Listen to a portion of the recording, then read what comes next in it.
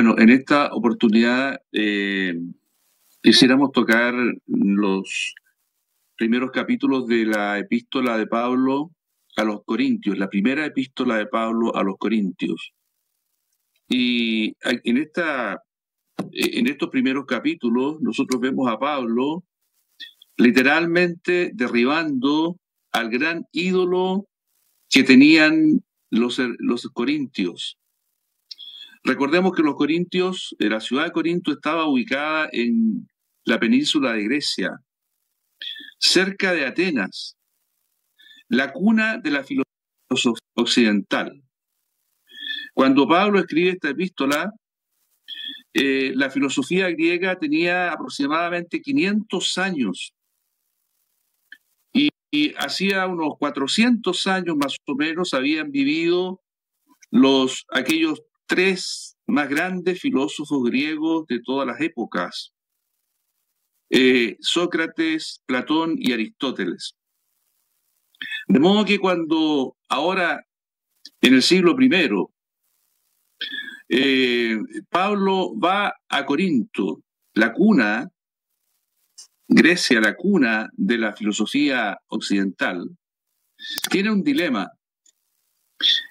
¿Cómo voy a ir a enfrentarme a estos hombres versados en la filosofía, a estos hombres cultos, a estos hombres que manejan a Platón y a Aristóteles?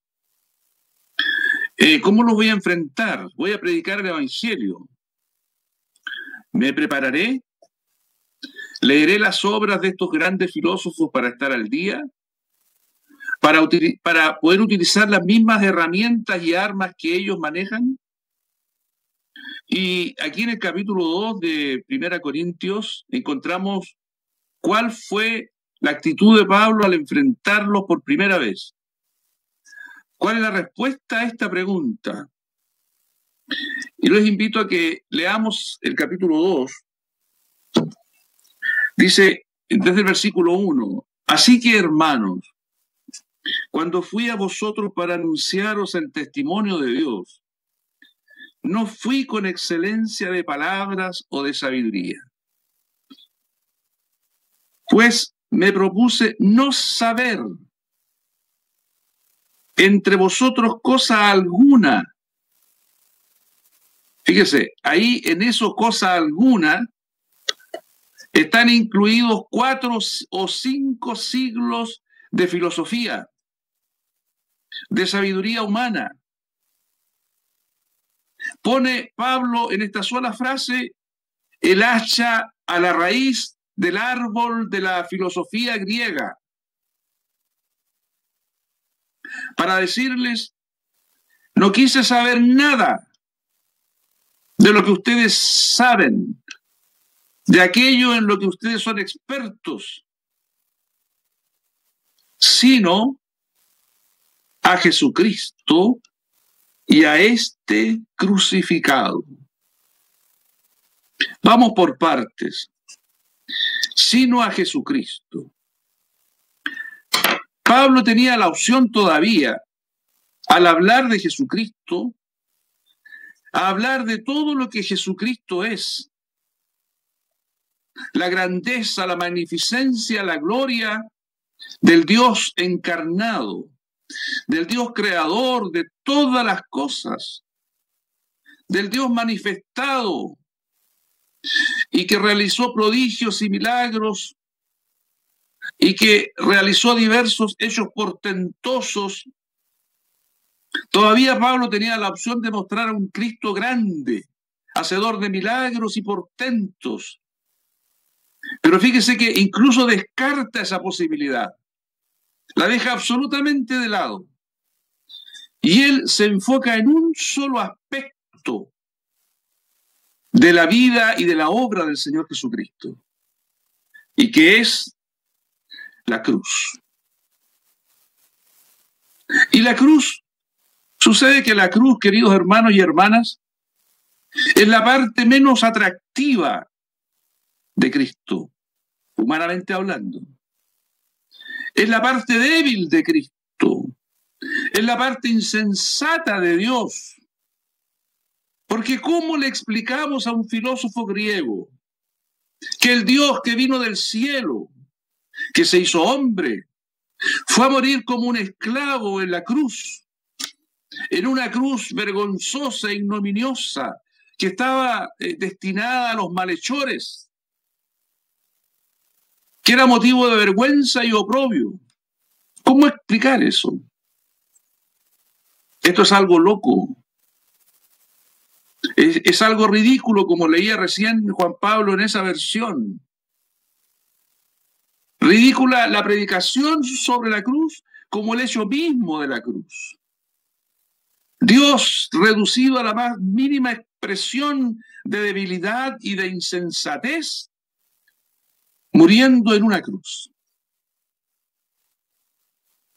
Es algo asombroso. Sigamos leyendo. Y estuve entre vosotros con debilidad y mucho temor y temblor.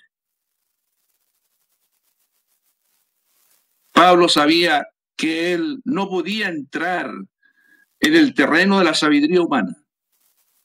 No podía recurrir a esas armas, aunque él las tenía y las poseía, porque sabemos que Pablo era un hombre docto. Él se manejaba muy bien en el mundo hebreo, en el mundo griego y en el mundo romano. Era un hombre de 3 mundos. Entonces, él siempre acepta la opción menos lógica. Acá, en vez de ir con toda la pompa y el desplante de un apóstol de Jesucristo, dice que él se presentó con debilidad y mucho temor y temblor. Porque él sabía que si él utilizaba las herramientas equivocadas, utilizaba las armas equivocadas, iba a ser lo mismo que si hubiese enfrentado David a Goliat con la armadura de Saúl, con la espada de Saúl, con el casco de Saúl, en circunstancia que él, lo mismo que David, sabía que la única opción de derrotar a ese enemigo poderoso era usar las armas de Dios. Aleluya. Y las armas de Dios tienen esta cualidad, queridos hermanos. Son aparentemente débiles, aparentemente inútiles, aparentemente ineficaces. Un hombre débil, con un discurso extraño, casi absurdo. Entonces, Pablo iba constreñido por el Espíritu para quitar de él toda ansia de grandeza y de sabiduría y de elocuencia. Porque Pablo sí era elocuente. Y dice, y ni mi palabra ni mi predicación fue con palabras persuasivas de humana sabiduría, y leamos ahí entre líneas, filosofía griega, sino con demostración del Espíritu y de poder. Voy a poner un poquito la atención en la palabra predicación. La palabra griega para predicación es kerigma. Y la palabra kerigma es un anuncio, es una proclamación. Pues cuando nosotros leemos la palabra predicación, nos imaginamos un discurso bien elaborado, bien preparado, con 3 partes o 5 partes, con una introducción, una conclusión, etcétera, etcétera, así como la homilética nos ha enseñado. Sin embargo, este kerigma en realidad es una proclama. No es un discurso razonado, es una proclama como un pregón, como lo que hizo, por ejemplo, Juan el Bautista. He aquí el Cordero de Dios que quita el pecado del mundo. Eso es un kerigma. O como cuando el Señor dijo, arrepentíos porque el reino de los cielos se ha acercado. O como cuando Pablo decía, he aquí la palabra fiel y verdadera, que Cristo murió por los hombres para perdonar nuestros pecados. Esos son los querigmas, las proclamaciones, no los discursos elaborados. Fíjese, hasta ese punto, Pablo bajó, hizo todo muy simple, de tal manera que sus interlocutores pudieron pensar, pero esto que está diciendo este hombre es una palabra de niños, es una palabra tan simple. Nosotros esperábamos ver a un gran orador, y aquí lo que vemos es a un hombre débil, pequeño, que incluso parece que tartamudea, y nos habla a nosotros, que somos conocedores de todas las ciencias humanas. La predicación, por lo tanto, el querigma cristiano es una palabra sencilla. El evangelio es sencillo, porque Cristo lo hizo sencillo, porque el Señor Jesucristo lo hizo todo humilde, lo hizo todo desprovisto de galas y de oropeles y de atractivos. Noten ustedes todo en la vida del Señor Jesús, desde que nació en un pesebre hacia adelante, todos los hechos que marcaron su vida son hechos simples, son sencillos, están cercanos a la gente del pueblo, a los no letrados, a los que nunca estuvieron en una escuela. Habló en términos que todo el mundo pudiera escuchar. Ese es el tono y la actitud de la predicación de Pablo en Corinto. No con palabras persuasivas, de humana sabiduría, sino con demostración del espíritu y de poder. Ahí está el énfasis. Como dice en el capítulo 1, versículo 24, porque Cristo es poder de Dios y sabiduría de Dios. ¿De qué sirve un discurso razonado? Un discurso con todas sus partes ordenadas, si no tiene la capacidad de producir cambios reales en las personas? ¿De qué sirve un evangelio insustancial, insípido, sin contenido, sin fuerza, débil, si no es capaz de transformar las vidas, de pasar a un hombre de la muerte a la vida, de abrirle los ojos? Entonces, el evangelio de Pablo, que es el evangelio de nuestro Señor Jesucristo, es un evangelio escaso en palabras, pobre tal vez en conceptos elevados, pero contundente, capaz para producir cambios reales en las personas. Porque de lo que se trata, amigos y amigas, de lo que se trata el evangelio es de cambiar a un hombre de su condición caída a una condición elevada, de una condición terrenal a una condición celestial. Y para esto las armas de la sabiduría humana son inútiles. Las armas carnales no sirven de nada. Entonces, como discípulos de Cristo, como siervos de Dios, nosotros no podemos perder el foco.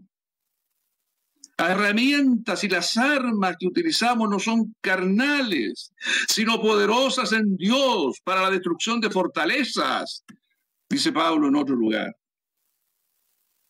Y para que de la muerte surja la vida nueva, la vida Zoé, la vida celestial, la vida de Dios. Demostración del Espíritu y de poder. Versículo 5, para que vuestra fe no esté fundada en la sabiduría de los hombres, sino en el poder de Dios. Qué precioso, queridos hermanos. Preguntémonos en qué está basada nuestra fe. ¿De qué se alimenta nuestra fe? ¿Cuál es la fuente de nuestra fe? ¿Es la sabiduría? ¿Es un lindo discurso lleno de conceptos elevados, de sabiduría humana, de filosofía, psicología, sociología, historia? ¿O es la palabra de la cruz? Volvamos al capítulo 1, versículo 17. Pues no me envió Cristo a bautizar, sino a predicar el Evangelio, es decir, a proclamar el Evangelio, no con sabiduría de palabras, para que no se haga vana la cruz de Cristo.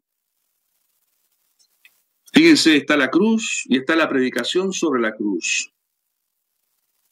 ¿Cómo llevamos el poder de la cruz al hombre, a la mujer, necesitada, hambrienta, sedienta, descalificada, destituida de la gloria de Dios?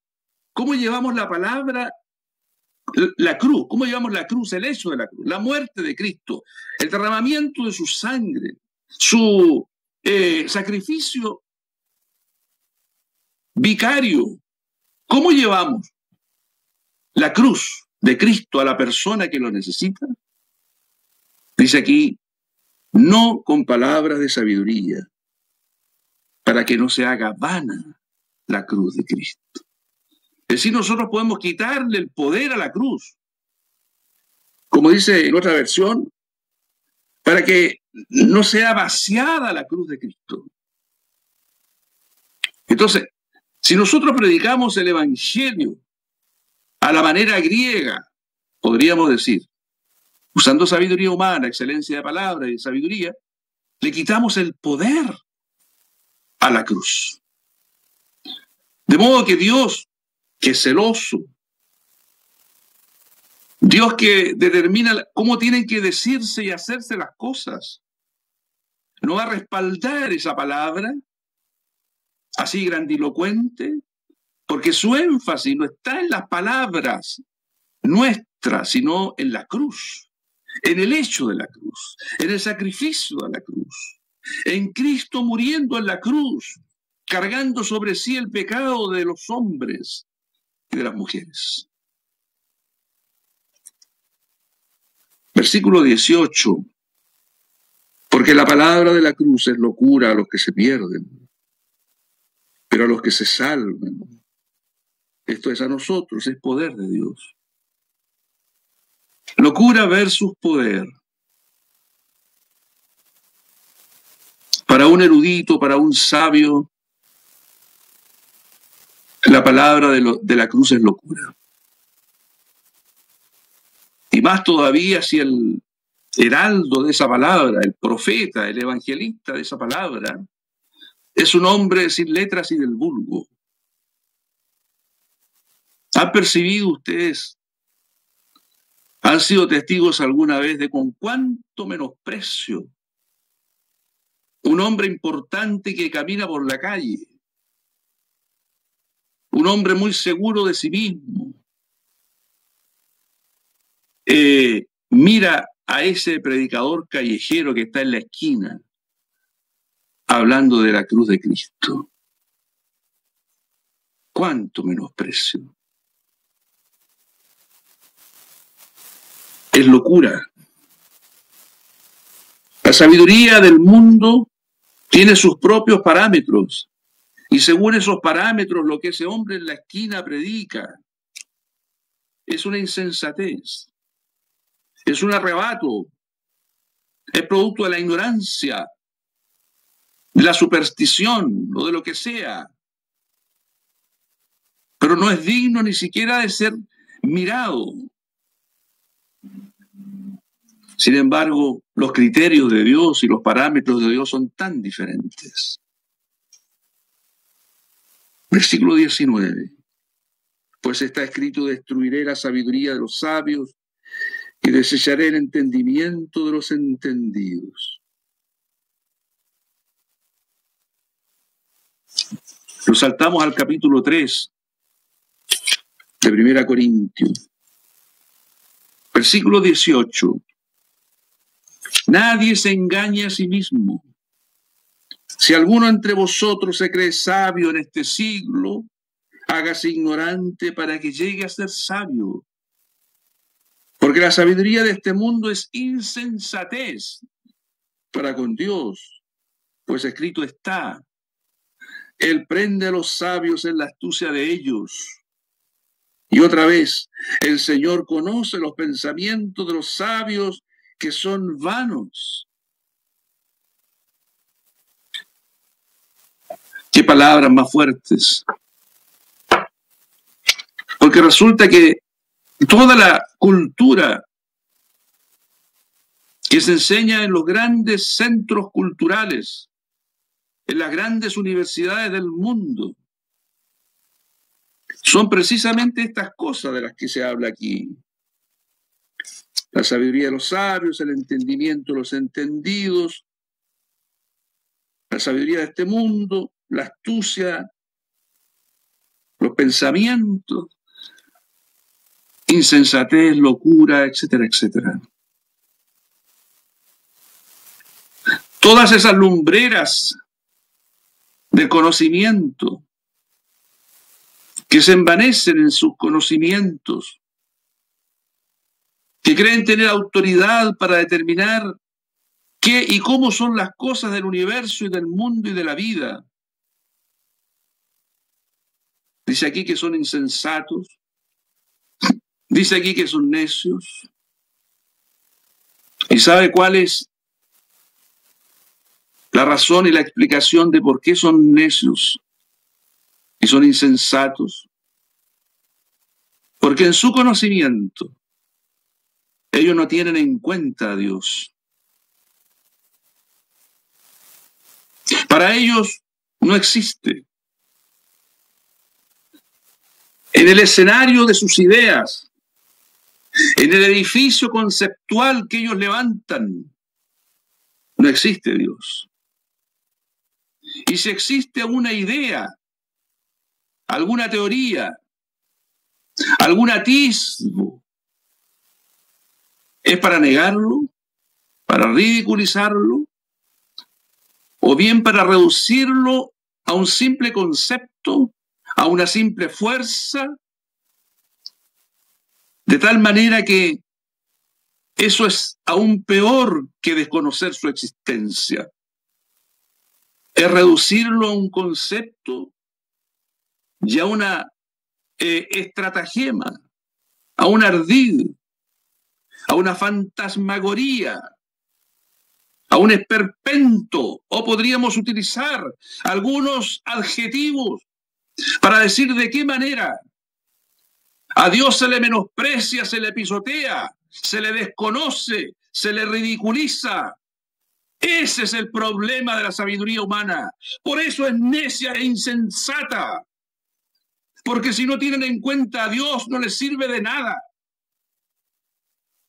El infierno está abierto para ellos, para tragárselos.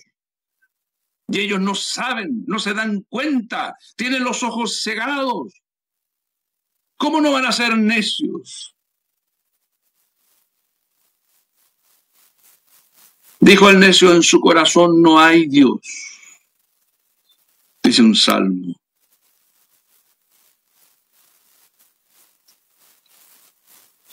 Vamos a ir al capítulo 1, versículo 20. ¿Dónde está el sabio? ¿Dónde está el escriba? ¿Dónde está el disputador de este siglo? ¿No ha enloquecido Dios la sabiduría del mundo? Enloquecido. No sé si usted ha oído hablar de los exámenes que se hacen de la historia, la prehistoria, a través del carbono 14 y otros medios para determinar los tiempos y las edades de la Tierra. Y de esa manera calculan en millones de años la existencia, por ejemplo, del hombre en la Tierra.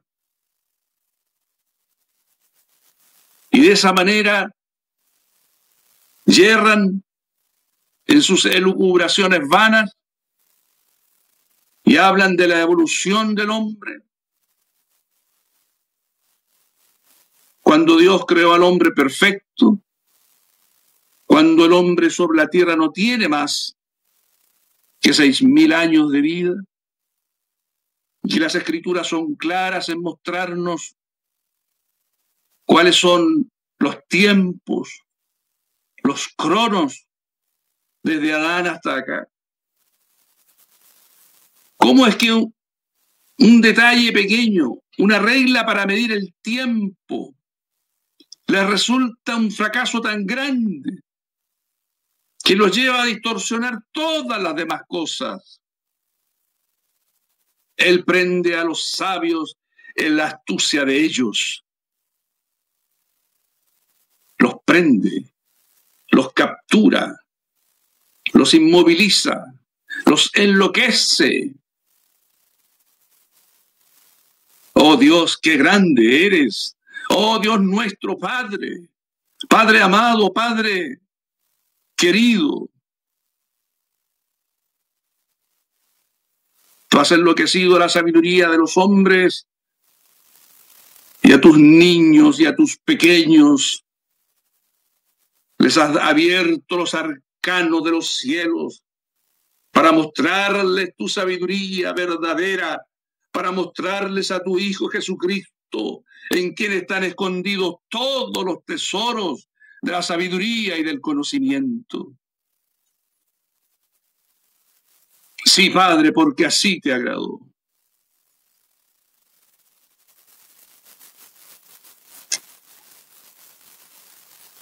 ¿No ha enloquecido Dios la sabiduría del mundo? Versículo 21. Pues ya que en la sabiduría de Dios, aquí nos introducimos en la sabiduría de Dios. Vamos a dejar de lado la sabiduría humana. ¿Qué es lo que determinó la sabiduría de Dios? El mundo no conoció a Dios mediante la sabiduría. Eso es lo que Dios determinó en su sabiduría. Que el hombre no conociera a Dios mediante su sabiduría. Por eso cuando Pablo llegó a Corinto, sabía esto. Estos 400 o 500 años de filosofía no le habían servido para conocer a Dios. Porque algunos filósofos antiguos barruntaban, sospechaban, lanzaban ideas posibles de un ser que fuera causa primigenia, única de todas las cosas. Como intentos pálidos. Sócrates, por ejemplo, hablaba de un daimon que a él le decía lo que no debía hacer. Una especie de espíritu que tenía adentro y que le evitaba equivocarse. Algo que pudiera ser un poco, una luz pequeña, una velita, comparada con la gloria de Cristo, que es la luz del mundo. Era solo eso. A lo más que habían llegado en su sabiduría a tener esas ideas pálidas, preliminares, aproximadas, insuficientes e inútiles de lo que Dios es. Porque nadie puede conocer a Dios si Dios no se revela. Nadie puede subir al cielo si Dios no baja. Y esta es la gloria de los que somos de Cristo, que nuestros ojos han abierto para verle y contemplarle. El Señor Jesús dijo: te doy gracias, Padre, porque escondiste estas cosas de los sabios y de los entendidos y las revelaste a los niños. Sí, Padre, porque así te agradó. El agrado de Dios, el querer de Dios. Dios no actúa por imposiciones externas, no actúa para obedecerle a alguien, porque Él es la suprema autoridad. Él hace las cosas simplemente porque quiere y porque son de su agrado. Y miren lo que dice a continuación. El mundo no conoció a Dios mediante la sabiduría, agradó a Dios salvar a los creyentes por la locura de la predicación. Agradó a Dios.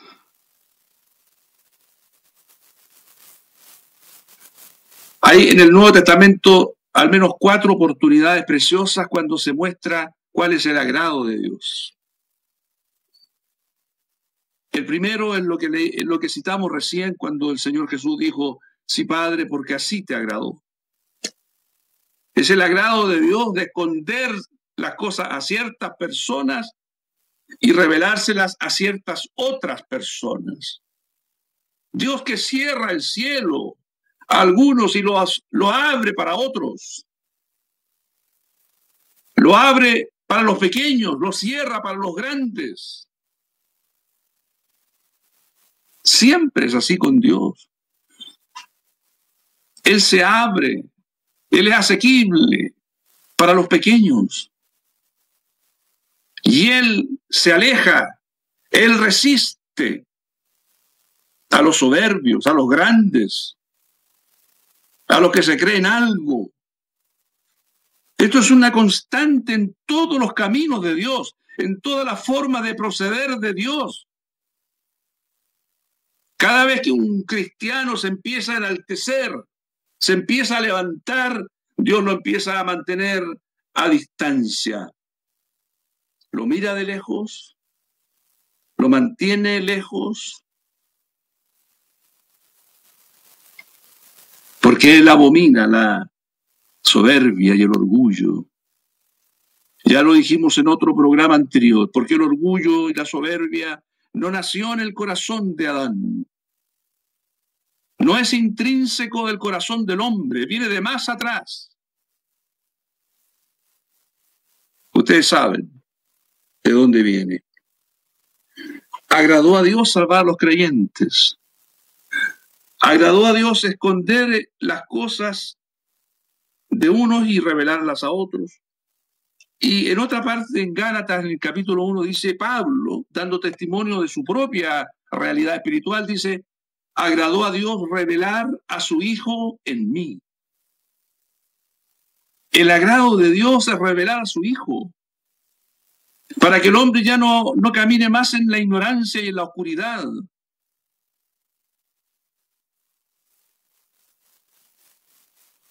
Ha recibido esa gracia, ese don precioso de Dios.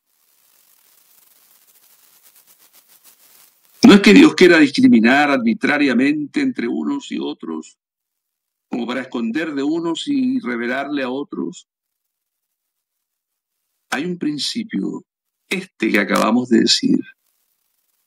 Los pequeños, los humildes, los que reconocen su pobreza, los que reconocen su debilidad, los que reconocen su descalificación, su destitución, los pobres en espíritu, los que tienen hambre y sed de justicia, los mansos de la tierra, los pacificadores, los que sufren por causa de la justicia. Por eso son bienaventurados, ¿se fijan?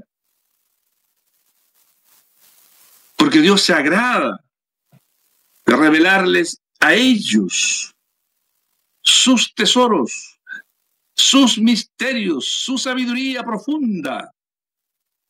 Pablo dice, agradó al Padre revelar a su Hijo en mí.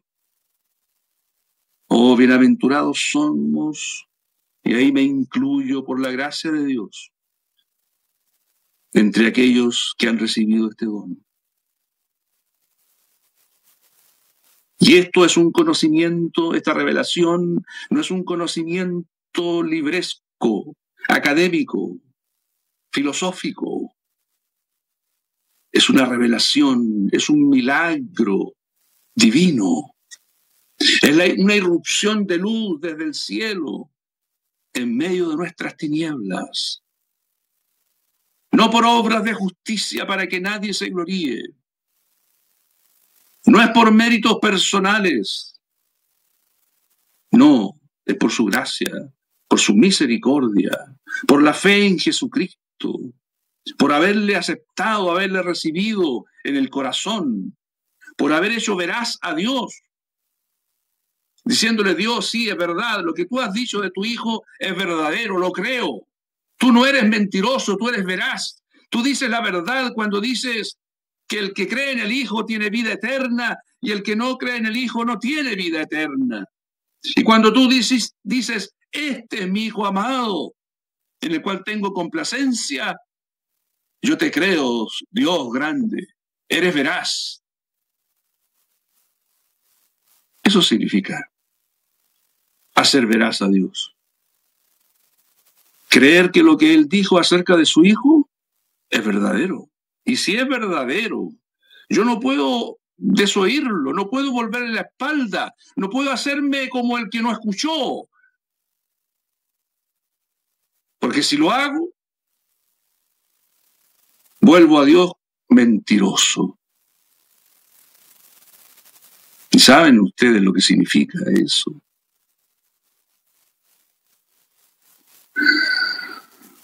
Sus consecuencias son inimaginables. Es terrible ser enemigo de Dios.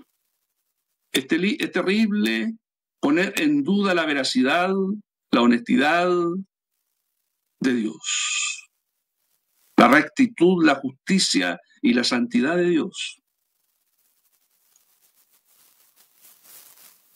La otra vez que aparece la expresión agradó a Dios es en Colosenses capítulo 1 cuando dice que agradó a Dios que en Cristo habitase toda plenitud. Qué precioso es el agrado de Dios. Aquello que Dios hace con una sonrisa en su rostro, con su corazón saltando de gozo, de complacencia, de satisfacción. Y entre todo eso, esos agrados de Dios, está salvar a los creyentes por la locura de la predicación. Predicación o proclama o anuncio, más simple todavía. De tal manera, queridos hermanos y hermanas, que Pablo cuando llega a Corinto pone una bomba en todo el edificio de la filosofía griega, la sabiduría humana. Y la detonación de esa bomba todavía se oye aquí. Aquí. Quedó registrado aquí.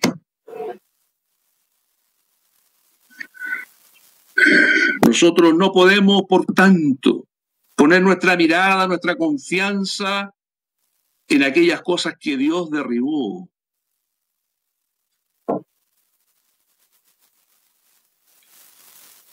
Los judíos piden señales y los griegos buscan sabiduría, pero nosotros predicamos o proclamamos a Cristo crucificado, para los judíos ciertamente tropezadero y para los gentiles locura, más para los llamados, así judíos como griegos, Cristo poder de Dios y sabiduría de Dios. Porque lo insensato de Dios es más sabio que los hombres y lo débil de Dios es más fuerte que los hombres. Y este es nuestro versículo lema de hoy. El sensato de Dios es más sabio que los hombres, y lo débil de Dios es más fuerte que los hombres. Aunque Dios se rebaje al máximo, ese nivel de su rebajamiento es superior a la más alta grandeza humana.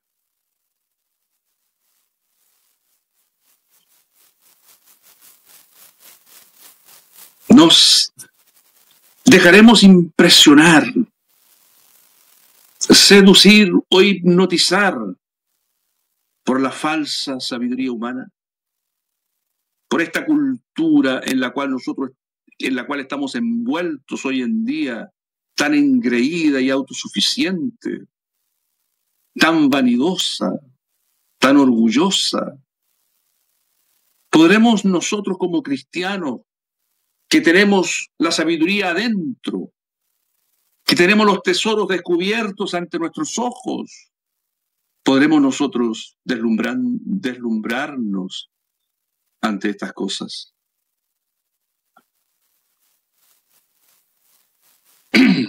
26. Pues mirad, hermanos, vuestra vocación, que no sois muchos sabios según la carne, ni muchos poderosos, ni muchos nobles, sino que lo necio del mundo escogió Dios. Y aquí quiero agregar una palabrita que aparece en algunas versiones de la Biblia. Mire, una palabrita pequeñita, pero mire cómo suena. Lo necio del mundo se escogió Dios para avergonzar a los sabios. Y lo débil del mundo se escogió Dios para avergonzar a los fuertes. Y lo vil del mundo y lo menospreciado se escogió Dios. Y lo que no es para deshacer lo que es. ¿Se dieron cuenta? No solo Dios se escogió, sino se escogió para sí.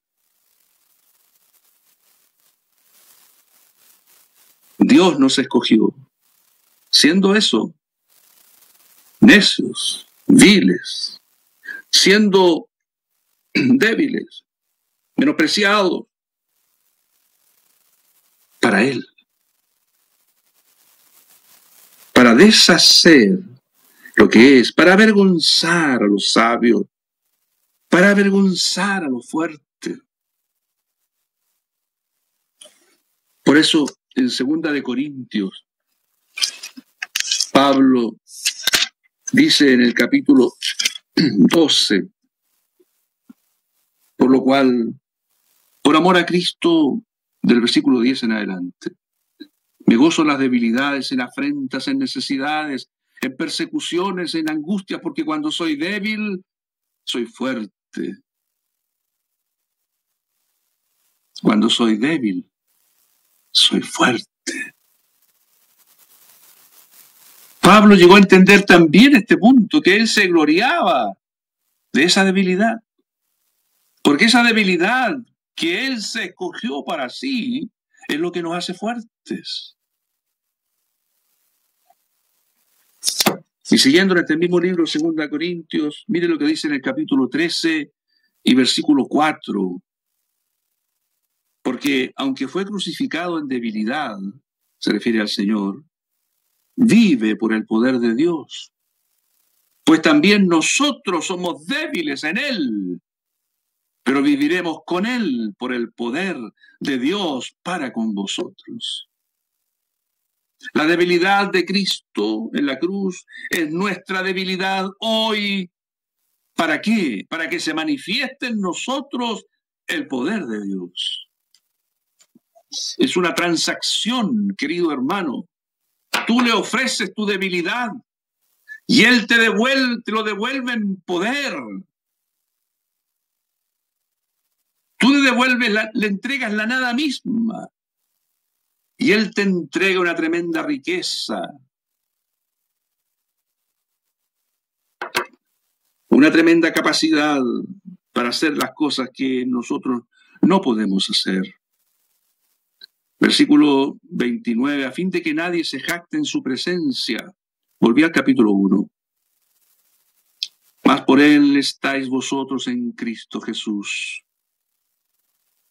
1:30, el cual nos ha sido hecho por Dios sabiduría, justificación, santificación y redención, para que, como está escrito, el que se gloría, gloríese en el Señor. ¿Te glorías en algo? Gloríate en el Señor, en la cruz de Cristo, en la locura de la predicación, en las palabras sencillas que exaltan la gloria de Cristo. Olvídate de las grandezas. El mundo y todo lo que en él está dejará de ser. El mundo pasa y sus deseos, pero el que hace la voluntad de Dios permanece para siempre. Querido discípulo, querida hermana, ¿cómo nosotros vamos a entretenernos en estas cosas tan humanas y vamos a envidiarlas teniendo nosotros una gloria tan grande? Seamos sabios como Pablo. Pongamos en primer lugar las cosas que son de Dios. Invirtamos el orden humano y establezcamos el orden de Dios. Cristo, su debilidad, su aparente locura e insensatez, para que nosotros lleguemos a ser ricos en fe, ricos y abundantes en poder, para que nuestra vida sea transformada y nuestro rostro llegue a brillar con la gloria de Cristo. Que el Señor nos sostenga y nos ayude. La sabiduría del mundo termina en necedad. La necedad nuestra termina en sabiduría, porque Cristo es la sabiduría de Dios y el poder de Dios. Padre amado, te damos gracias por este don precioso que es Cristo. Cristo en la cruz. Cristo, nuestra sabiduría, nuestra gloria, nuestro poder, todo suficiente. Padre, gracias por abrirnos los ojos para ver la belleza de tu Hijo. Queremos quedarnos con Él, menospreciar todo lo demás y estimarlo como basura para ganar a Cristo y conocerle más y más cada día. Padre, socorre, ayuda a los hermanos y hermanas que han escuchado esta palabra. Abre sus ojos, toca su corazón, persuádelos, convéncelos, muéstrales la gloria de tu Hijo. En el nombre de Jesús. Amén.